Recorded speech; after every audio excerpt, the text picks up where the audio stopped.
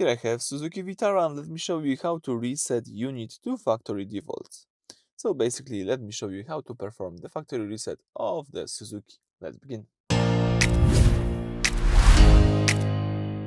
At the very beginning, let me start by using the home screen of the Suzuki Infotainment system.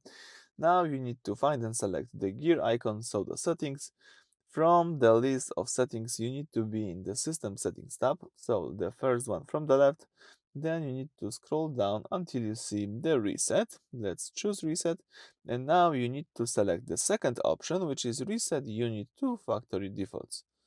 So basically, this is like the master reset. It wipes everything, your saved radio station, Bluetooth, paired phones, navigation history, and custom settings, returning to the unit to the factory state.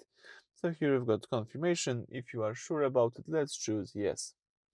And that's it. The car is resetting everything. As you can see, the system is also restarting. So now you should see the Suzuki logo in front of you. Let's wait until it will be done. As you can see, the radio just turned on. Let me make it quieter. And that's it. Now you can start to use your car from the scratch. So that's it. Thank you for watching. Please subscribe to our channel and leave thumbs up.